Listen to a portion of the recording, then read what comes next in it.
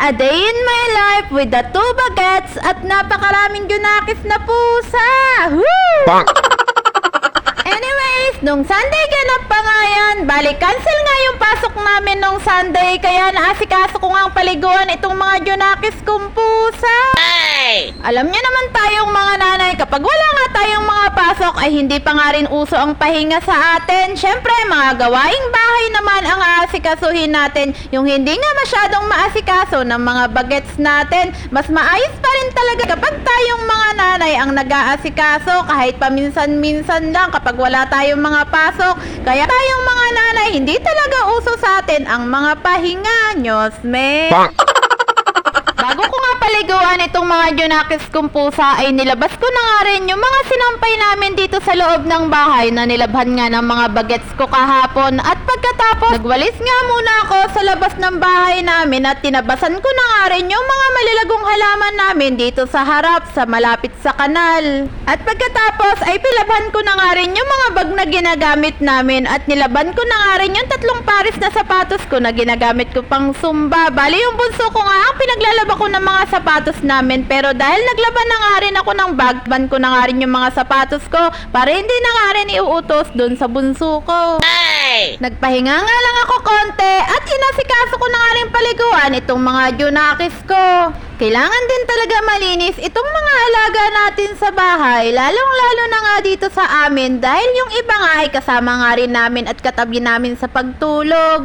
Alam nyo ba na napakasarap din talaga ng may mga alaga tayo sa bahay dahil sila nga ang nag-a-absorb ng mga negative energy mo. At nakakawala din talaga ng stress kapag nakikita mong masigla sila at masaya silang naglalaro at titignan mo yung mga itsura nila na napaka-cute talaga nila at para silang mga batang paslit na mga walang muwang sa mundo. Pero syempre, ang pag-aalaga nga ng mga hayop ay may kaakibat nga yung responsibilidad. Lifetime nga na responsibilidad mo yung mga yan. Kailangan mo silang pakainin at alagaan ng maayos at ituring na pamilya mo dahil kasama mo nga rin sila sa pang-araw-araw mong buhay at sa loob ng bahay. Hindi porket mga hayop lang sila o wala silang magagandang lahi ay hindi mo na sila alagaan ng maayos. Nasa pag-aalaga nating mga tao ang ikagaganda ng mga alaga nating hayop. Hey! Kaya lagi nyong iisipin, once na nag-alaga kayo o nag-uwi kayo ng mga hayop sa bahay nyo, ay responsibilidad nyo na silang alagaan at pakainin ng maayos.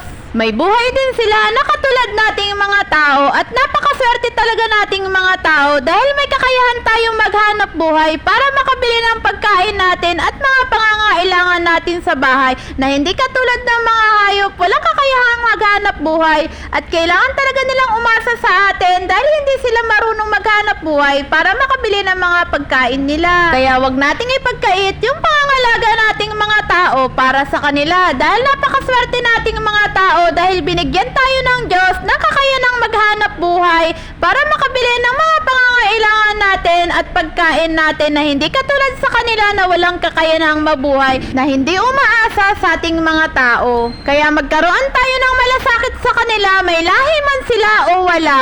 Anyways, pagkatapos ko nga paliguan itong mga junakis kong pusa ay hindi pa nga rin magpapahinga ang madir nyosme.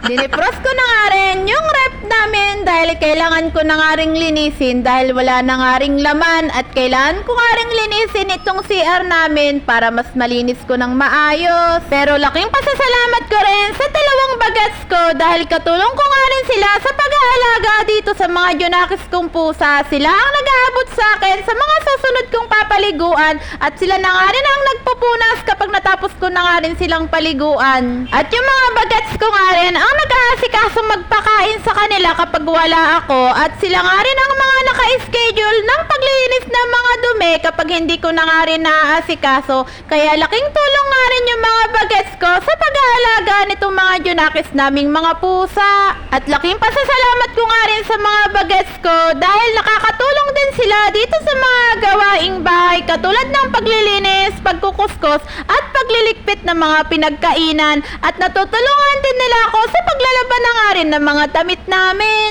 Kaya lubos din talaga ang pasasalamat ko sa mga anak ko dahil kahit pa papaano ay laking tulong din sila dito sa pag-aalaga namin sa mga junakis kong pusa at sa mga gawaing bahay. Kaya sa mga anak ko ay humihingi rin ako ng pasensya kapag mas madalas ko nga kayo napapagalitan dahil alam nyo naman ng nanay kapag stress ay mainit talaga ang ulo ng mga yan, lalo na kapag kulang nga sa budget nyo, sme.